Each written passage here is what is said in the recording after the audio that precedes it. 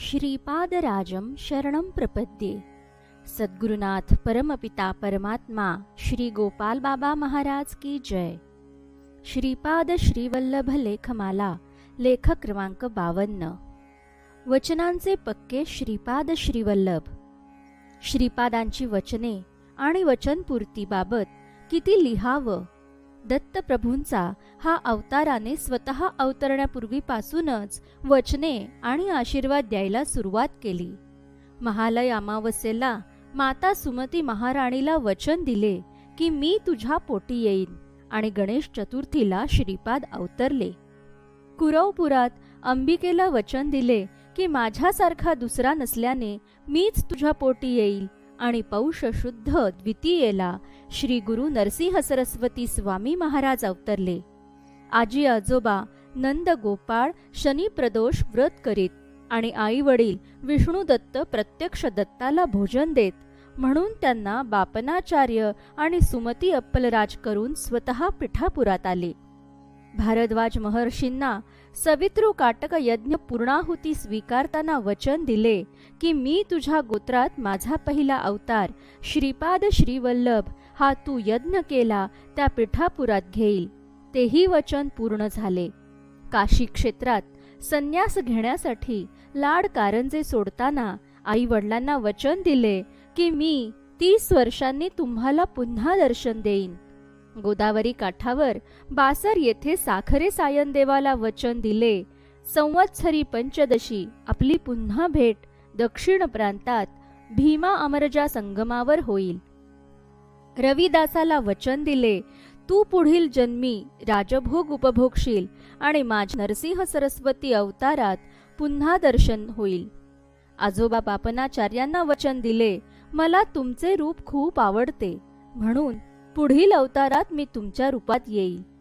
तिरुमलदासाला वचन दिले, तू गोपाला गोपाला देवकीनंदन गोपाला म्हणत गाडगे महाराज म्हणून शिर्डीत ये, तेथे मी तुला साईबाबा रूपात अनुग्रह करेल। हनुमंताला वचन दिले, तू साईनाथ म्हणून ये, आणि तुझ्या आग्रहानुसार माझ्या भारद्वाज गोत्रात ये। मी तुला 2 गुरु देतो, एक म्हणजे माणिक प्रभू आणि दुसरे महाविष्णू गोपालराव वेंकुसा। पिठापुरात बंगालच्या नवद्वीपातून आलेल्या शुतोषला वचन दिले, मी महाराष्ट्रात कण्व शाखेत येईल आणि तुझ्यावर अनुग्रह करील, आणि तुला माझ्या लीला जवळून दाखवत माझा पट्ट शिष्य करून घेईल। चिदंबरम क्षेत्रात सर्पदंशाने मृत झालेला माधव नंबुद्री सूक्ष्म शरीराने कुरवपूरला श्रीपादांजवळ पोहोचतो, तेव्हा श्रीपाद सेवेतील एका कालनागास आशीर्वाद देतात की तू ज्योती रामलिंग होशील, आणि दुसऱ्याला तू सदाशिव ब्रह्मेंद्र होशील। आदिशक्ती श्री वासवी कन्यका परमेश्वरी माता कन्यकांबेला श्रीपाद वचन देतात, मी कधी अवधूत रूपात तर कधी सिद्ध रूपात माझ्या अपार दिव्य लीला दाखवत लोकांना धर्मानुरक्त करेन।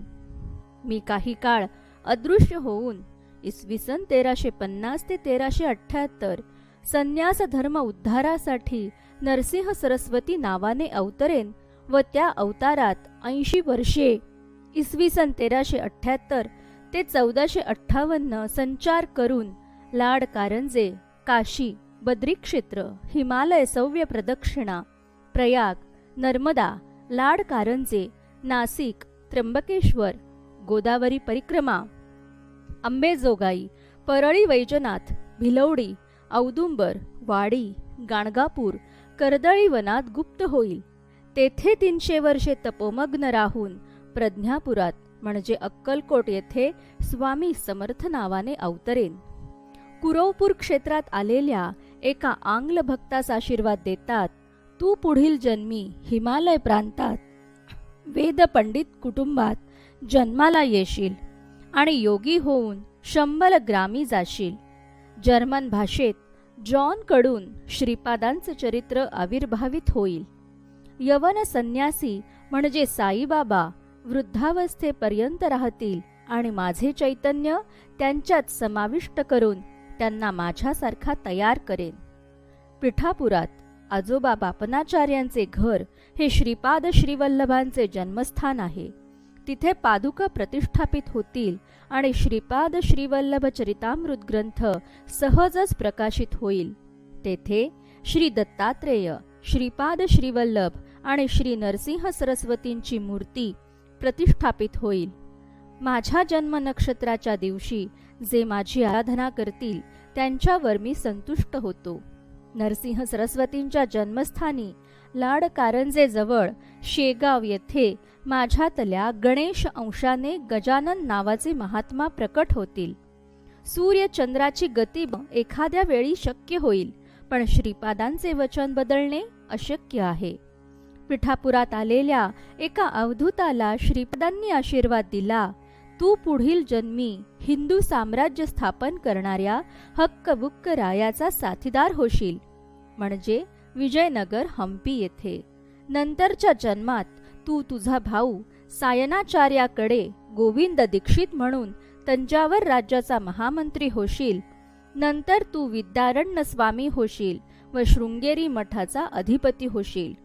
मी जेव्हा नरसिंह सरस्वती म्हणून अवतरेल तेव्हा तू कृष्ण सरस्वती होशील व मला काशीत संन्यास दीक्षा देशील.